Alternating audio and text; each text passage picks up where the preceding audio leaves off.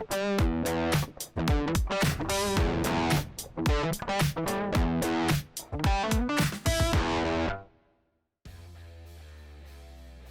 guys, welcome back. Today I'm going to be showing you how to paint up a really nicely shaded and highlighted realistic looking black armour, all built up using basic dry brushing techniques. And for the model I wanted to come up with a speed painting technique for painting up Death Company, so that when I do finally come round to painting my entire Blood Angels army, I know what I'm doing with the Death Company. And I did see that there was a Death Company Dreadnought included in one of the new Blood Angels boxes.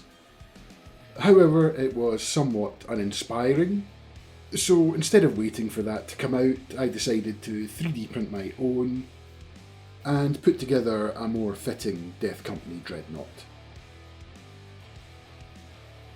And to build up the highlights on the armour, I firstly started off from a black primer and then applied a heavy stipple of Skavenblight Dinge to the entire model.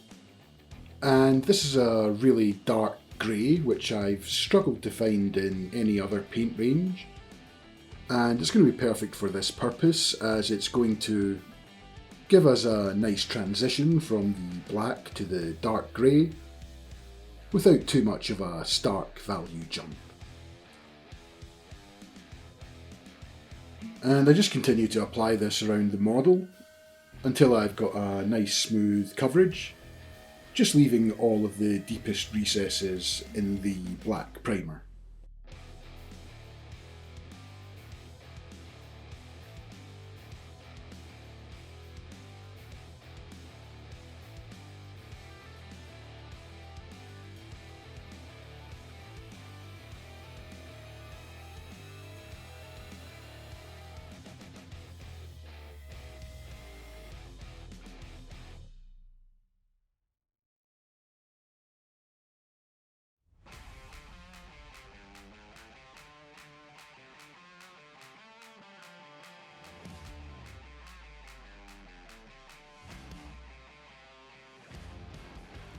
Next up, I'm going to be switching to Army Painter Night Sky from the desaturated blue triad, and I'm going to be switching from the stippling motion to a dry brush motion. And I'm just going to be applying a liberal dry brush to all of the upward facing surfaces. And you don't want to use too much paint here, so make sure you use a paper towel or dry brush palette to wipe away all of the excess, so that when you're applying this, it's mostly only applying to all of the edges and raised surfaces, while also applying a bit of a blue tint to all of the upward facing surfaces. And the reason that I use blue here rather than continuing down the grayscale is that by adding blue here, you're going to give a lot more depth and interest to the armour colour, and it's going to give a more realistic finish in the end.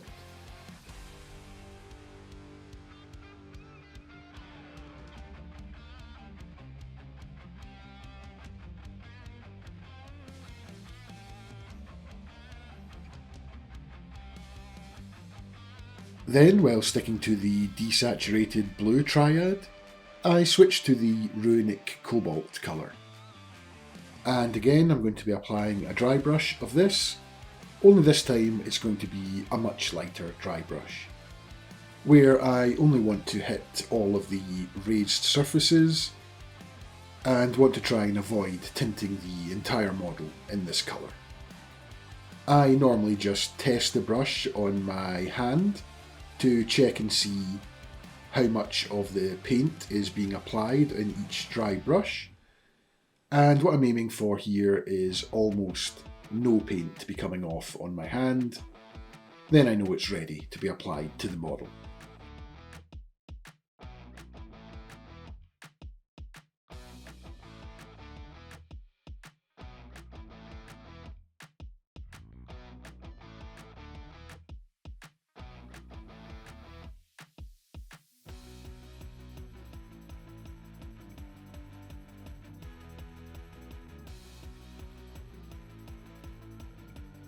And for now, that's the armour section of this part of the process complete.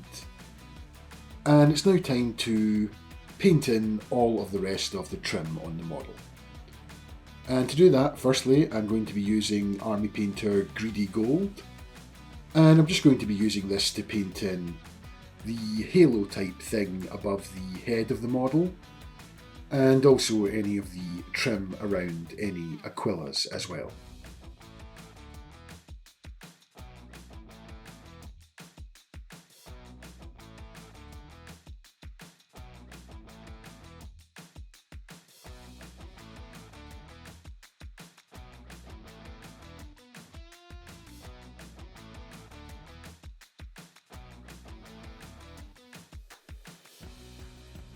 Then I'm going to use Army Painter Gunmetal, and I'm just going to use this to paint in all of the metallic parts on the model. And this would include parts like any vents, grills or barrels of the weapons, and also the metal chains holding the parchment on the chest.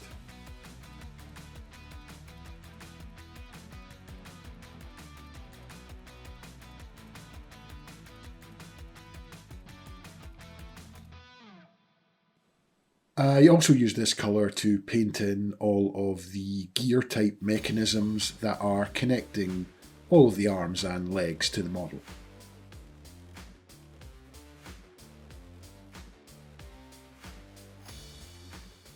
Next up, I'm going to be using Army Painter Bootstrap Brown, and I'm going to be using this to apply a base coat to all of the skulls, the parchment, and also the wings of the Aquila.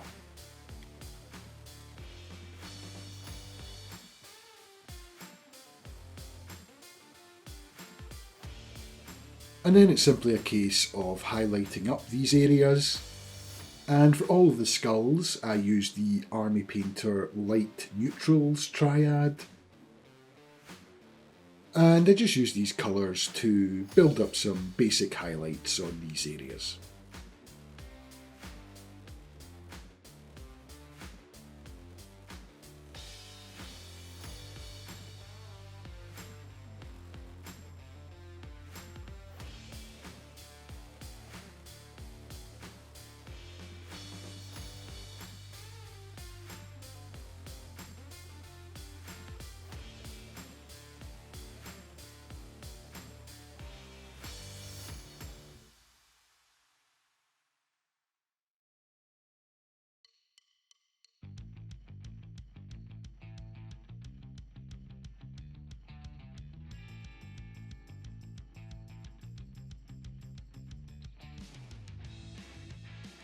And then for the parchment paper that is attached to the chest and the wings of the Aquila, I used the Army Painter Great Tall Grey and Brain Matter Beige from the Warm Greys and Whites Triad. And again, I'm just using these to build up some basic highlights on these parts.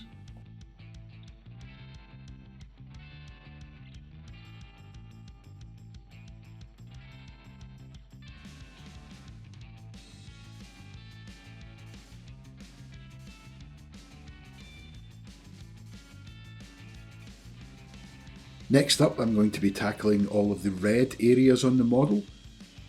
And to do that, I'm going to be using the Army Painter Cool Red Triad. Firstly, starting from a dark purple base coat, and then just applying the 3 red triad colours over the top, covering a progressively smaller area as I move up to the brighter colours in the triad.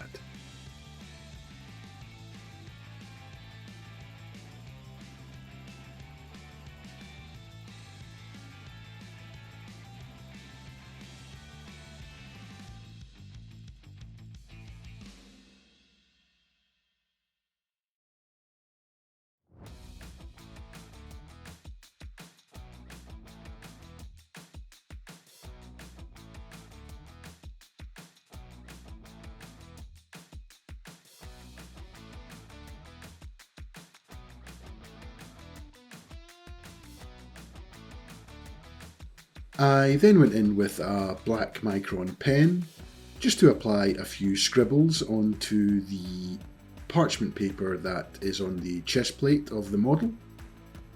This just helps to give the impression that there's not just a blank piece of paper stapled to his chest.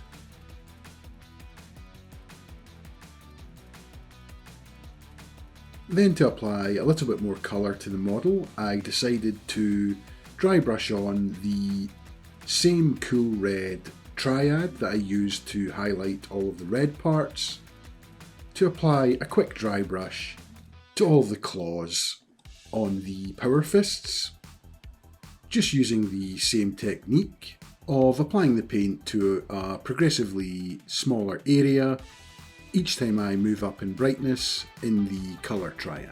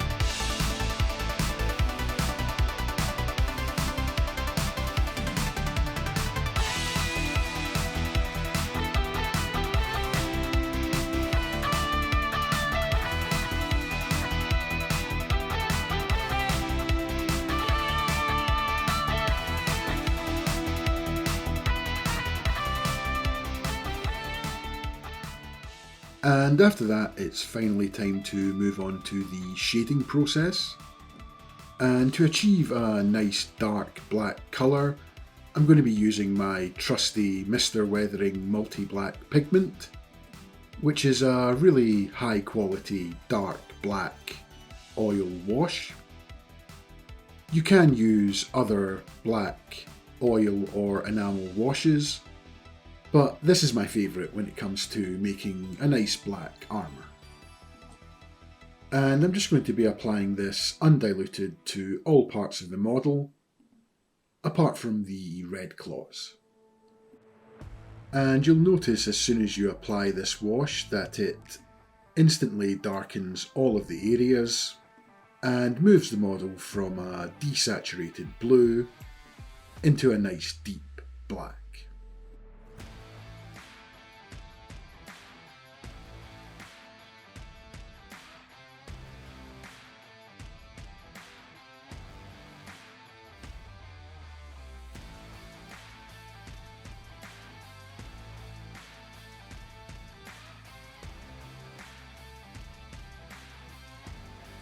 And after that's applied, I pretty much go straight in with a wedge-shaped makeup brush and use this to mop up any of the pooling or excess wash, and also to wipe away the majority of the wash from all of the upward facing highlight areas, and then switch to a clean synthetic brush, slightly dampened with some white spirits, to remove all of the excess wash from all of the non-black areas on the model as well.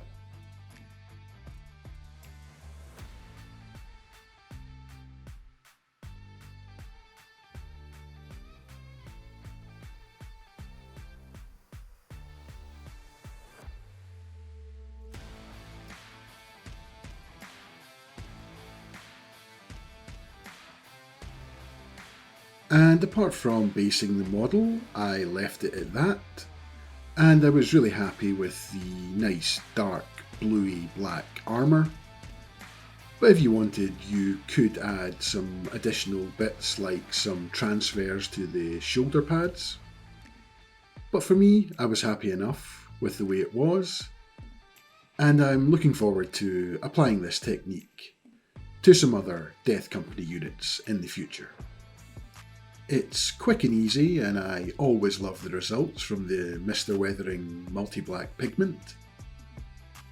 But Do let me know what you think in the comments down below, and if there would be anything you would change or do differently.